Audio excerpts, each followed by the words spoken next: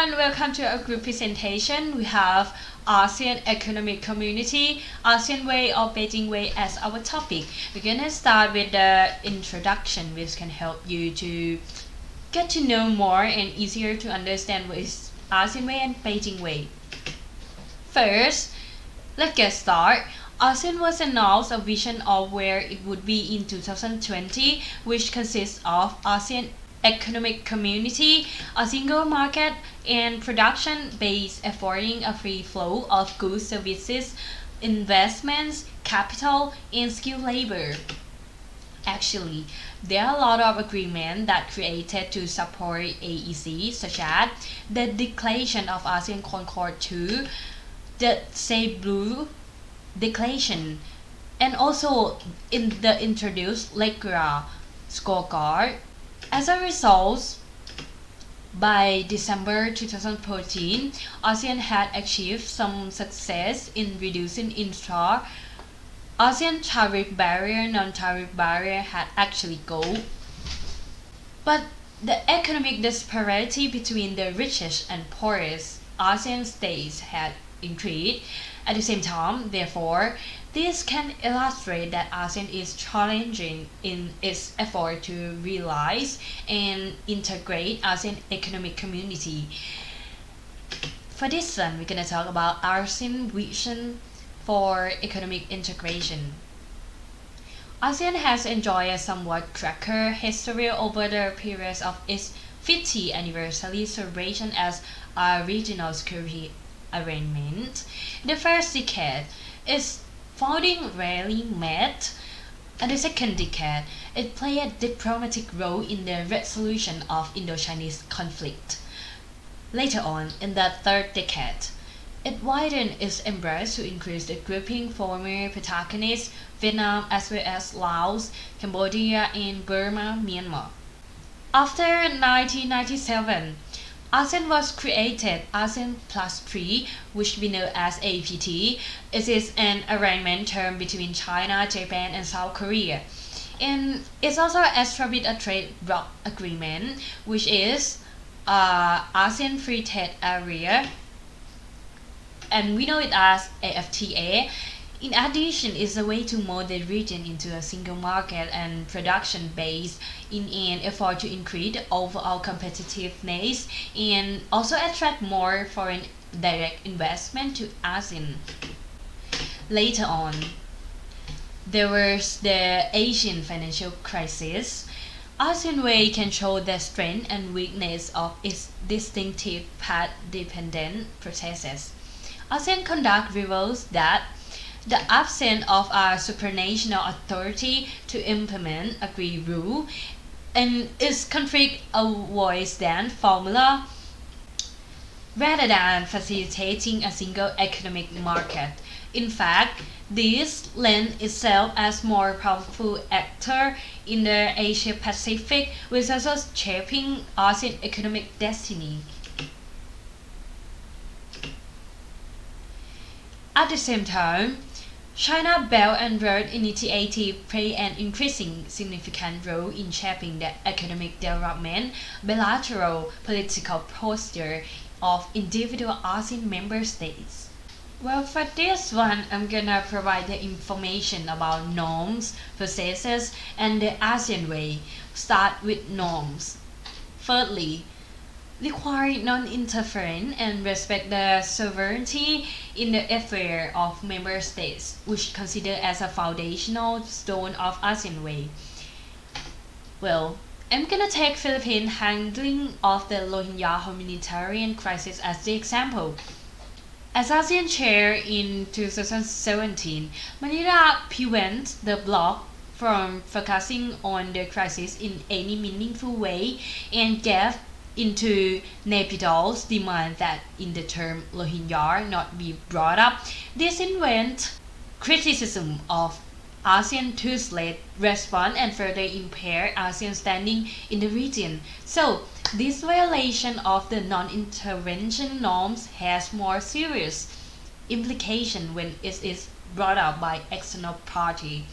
Secondly, ASEAN eschewed the use of force. As we can see from In 1997, ASEAN was created Zone of Peace, Freedom and Neutrality, and we know it as SOFAN, and Nuclear Weapon Free Zone, and we know it as NWFC, organization as to resolve the dispute peacefully. In fact, this increased ASEAN norm is the implementation in a framework of regional interaction. In the ASEAN way, it is about the process through which such interaction are carried out. This process requires the cultivation of certain habits, notably discriminate, informality, expediency, consensus building, and non-confrontational bargaining. This slide I'm gonna talk about the ASEAN process. It is about agreeing to disagree rather than allowing disagreement to crowd and undermine the spirit of regionalism. Indeed, ASEAN possesses no clear format for decision making and meeting, so it's often lack a formal agenda. The cumulative effect to this process is ASEAN week of soft institutionalism. Well, for example, case the third ASEAN summit held in Singapore in 1992, and given additional momentum by the APT, ASEAN has developed a complicated framework of meeting and formal and informal summit, both to discuss and to agree on policy.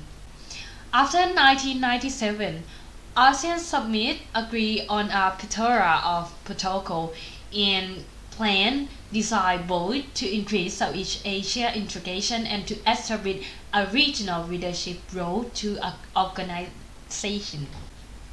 As we can see from the Declaration of ASEAN Concord 2, that establish a framework to achieve the end integration ASEAN economic community, along with the two other pillars of ASEAN community in the security and cultural regime, and the Kuala Lumpur Declaration of the establishment of ASEAN Charter that provide the organization with a legal personality.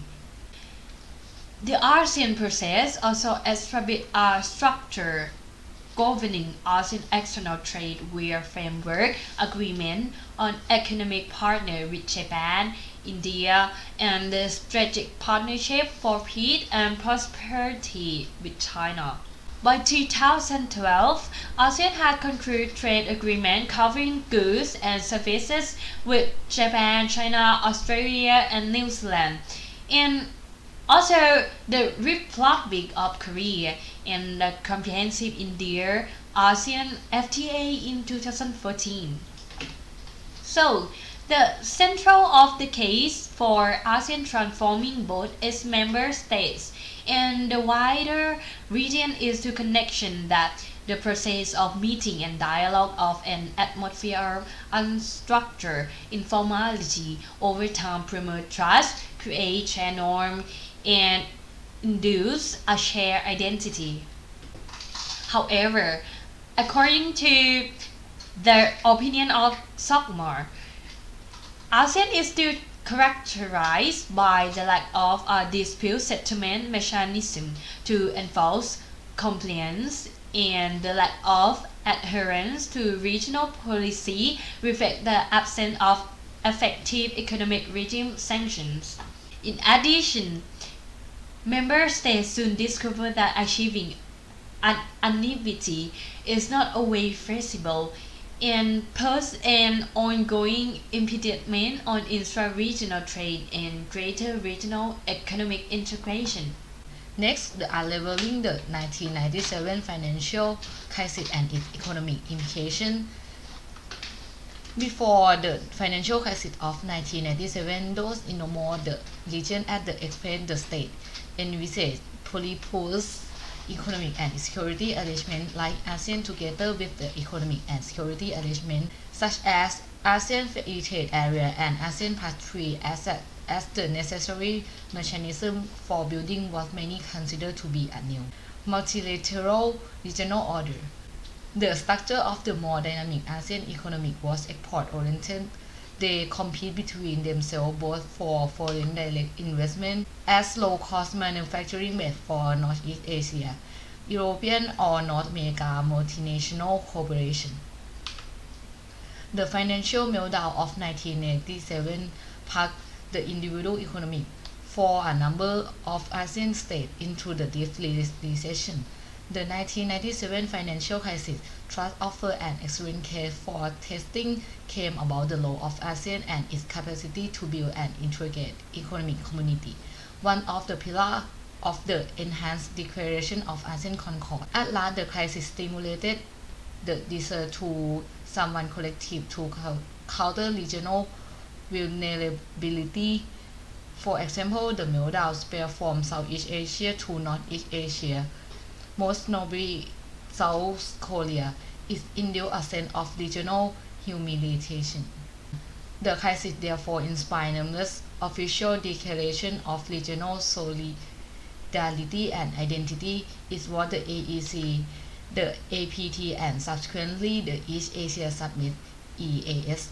The arrangement was intended as a vehicle to regenerate ASEAN, move toward a more developed sense of East Asia. Regionalism seemingly entailed a new enhanced law for association. However, the declaration of regional solidarity and frequently made for demonstrative effect. China has come to play the wider region economic and financial and infrastructure integration. China's rapid growth in 1997 is the economic front to the latest source of Pan-Asia passion as well as the potential source of the next regional recession.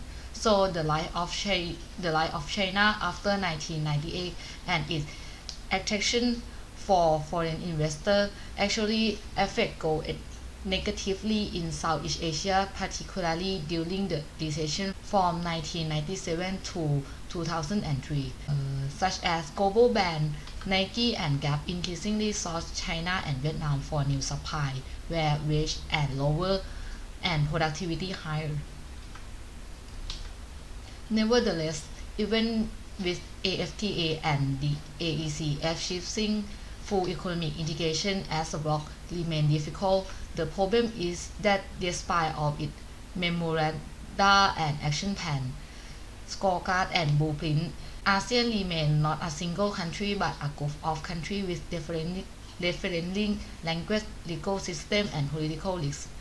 This different erode to comparative advantage of the bloc, especially with China's growing regional hegemony.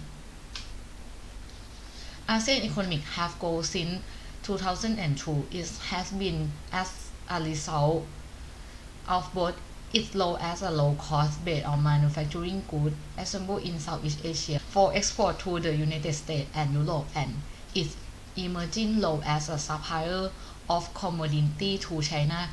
Thus, with ASEAN export to the EU were the same as China in 2000.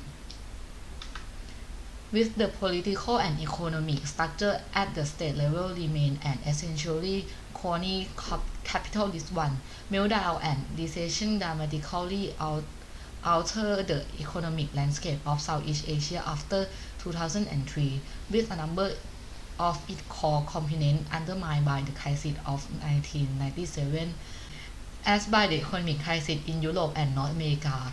After 2008, the direction in which the wider Asia economic model move can no longer be as smoothly interdependent or as export-oriented as it was before the financial crisis era.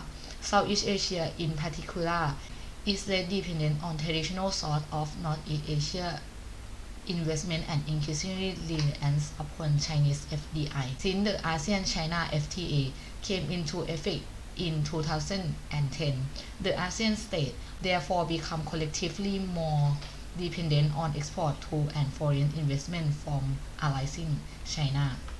At the same time, ASEAN recovery from the Asia financial crisis and continued growth during the northern financial crisis relied upon it growing bilateral trade with China, even though the rise of China and, to a lesser extent India, together with Japan dominant in high technology and its aversion to technology transfer, leave ASEAN increasingly depend on Chinese investment and export market open to the WTO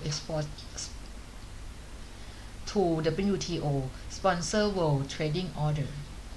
All roads lead to China or ASEAN and unequal treaties. How China comes to influence in ASEAN? After 1997, the Asian economic crisis intensified Sino-Japan rivalry for Southeast Asia, influenced and distanced the region from the United States. This circumstance afforded China the opportunity to strengthen its influence over Asian members in order to challenge Japan's leadership and sideline a United States. China promoted a good neighborliness policy to reinforce its enhanced regional credential. Accordingly, the fact that China had increased its leverage over Southeast Asia in the aftermath of the three-class elicited a countervailing response. Trade relationship between Asia and China. Trade relationship between Asia and China continues to deepen. China continues to deepen capacity building and promote, in the PRC estimation, win-win development for all. The Asian-China Free Trade Area signed in 2002 and implemented in 2010 further facilitates this growth in trade.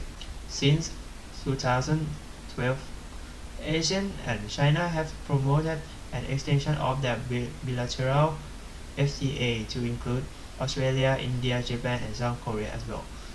This is the basis for what China thinks of as the Maritime Silk Road, through the formation of an obviously Asian-led Regional Comprehensive Economic Partnership or RCEP. China's increasingly proactive economic diplomacy in Southeast Asia is part of a broader strategy that seeks to bind its neighbors in a web of incentives that increase their reliance on China and raise the cost to them of adopting a confrontational policy towards China on either territorial or economic dispute. Reliance between China and Southeast Asia.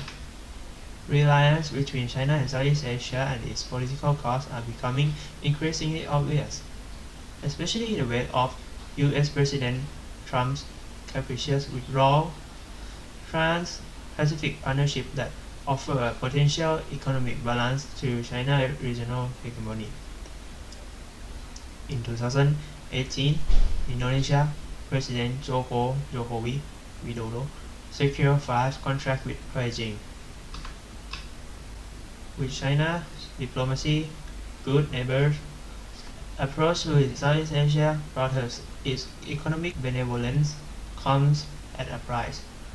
Indonesia is notably reluctant to assert its territorial sovereignty over the resource-rich natural island, which lie in an area of the South China Sea claimed by China.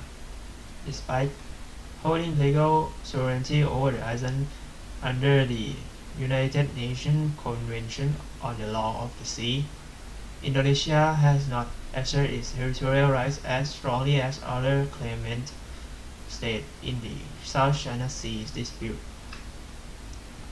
So, in the Philippine case, traditionally a US ally, the Philippines has sought investment from China, suppressing its justifiable claims in the South China Sea in return for infrastructure investment in order to achieve a golden age of infrastructure, spur economic growth, and reduce poverty. Duterte needs China's FDI. The president informed foreign companies worry over human rights violations to pack up and leave, observing that Chinese business would gladly take their place. Duterte's economic and foreign policy has made Manila almost exclusively reliant on China's capital to achieve its ambitious build program. China pledged 7.34 billion US dollar in soft loan to fund several infrastructure projects. This investment will necessarily deepen Manila's dependency on China. In the Malaysia case, Beijing's strategy that supports asymmetric economic dependence among weaker states allow it to shape their foreign policy in ways to satisfy China's interests. Malaysia offers an interesting case study of how this policy can have unanticipated consequences. In 2008, former Prime Minister Najib Razak had established One Malaysia Development Berhad or 1MDB, a government investment arm to boost Malaysia's economic growth. However, the investment fund quickly amassed 11 billion US dollar in debt. At the same time, close to 700 million US dollar found its way into Mr. Najib's personal bank account. In a bid to rescue the state's investment fund, Najib's government developed increasingly close links to China. In November 2015, the government sold 1MDB power assets to China. In return, China assumed to grasp debt that EDRA Global Energy Berhad and its operating companies had accumulated. With this, Chinese has guaranteed that Malaysia will remain silent on China's increasingly assertive stance in areas like the South China Sea. In an increasingly fiscally challenged environment of corruption allegations and mounting debts from 1MDB, Malaysia's economic dependency on China translates into shift from a non-partisan foreign policy to a pro-China stance. After Najib's state visit, Malaysia enjoyed a substantial increase in investment to fund a variety of infrastructure projects. Najib agreed a total of 11 high-profile projects backed by $134 billion worth of Chinese capital.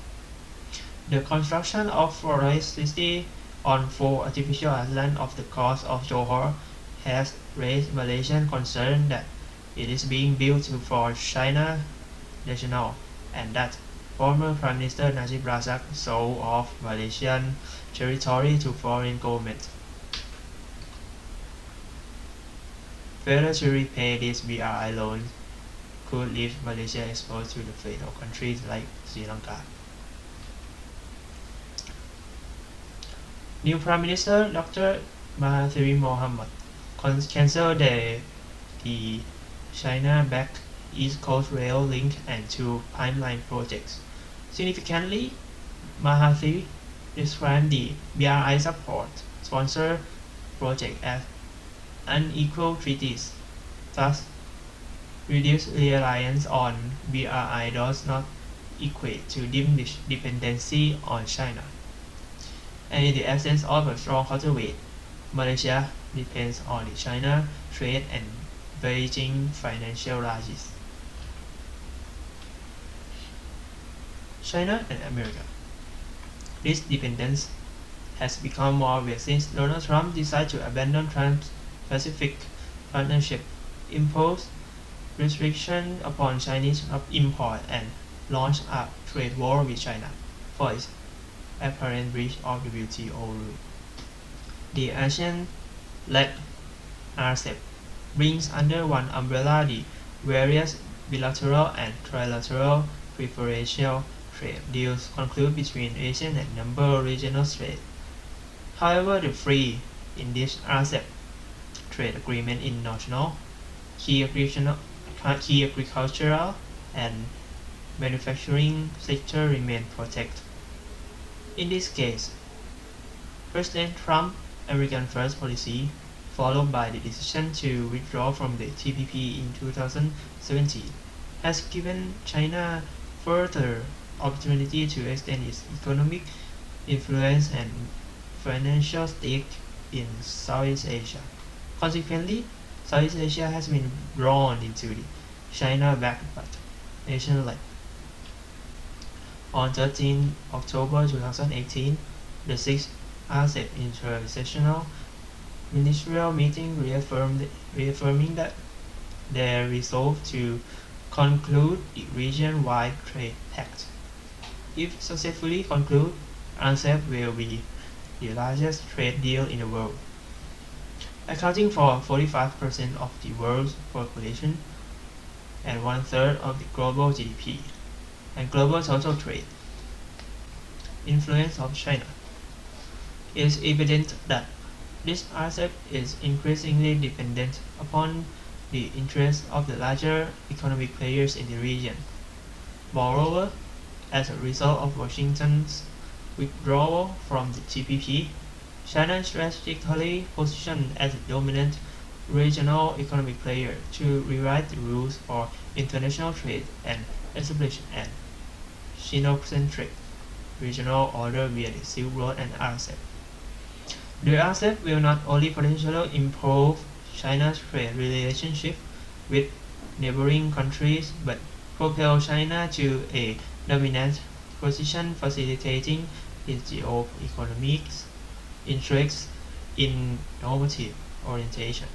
As ASEAN relies more on China for both investment capital and as its primary export market, its decision-making and ability to counter China's geopolitical advance are likely to wear away. To sum up our brief presentation, both regional scholar and diplomat have long maintained that ASEAN represents an evolving economic and security community. They further contend that the norms that the distinctive ASEAN process implement over time turn from Southeast Asia. Actually, after 1997, in the process of building a shared East Asia regional identity, ASEAN deeper integration into a culture, economic, political and security community and its extension into the ASEAN-driven APT process, which offer an interesting test case of the dominant assumption in both ASEAN scholarship and liberal and idealist account of international relations and political economy. However, in the past of ASEAN norm, even ASEAN ones, it still cannot cultivate a regional sense of weakness if states continue to act as all each Asian state do within the paradigm of the nation state following the essential intergovernmental practice of the ASEAN regime. State pursues bilateral or trilateral arrangement rather than building a supranational practice. Take one Malaysia development per Berhad or one MDB case as the example. So, from this case can illustrate that Malaysia has chosen to rely on China for financial matter rather than relying on ASEAN countries. In addition, ASEAN is a little appreciated the economic consequence of both China's rise and a US presidency more interested in economic nationalism than an increasingly open world trading order in the Asia Pacific and beyond. Therefore, this could be said that whatever strategic mutation ASEAN assumes in the term of its wider community building, it can only mask the fact that the weaker states cannot shape the economic or strategic fate of stronger one. So, this is ASEAN and Beijing way in a nutshell. Thank you.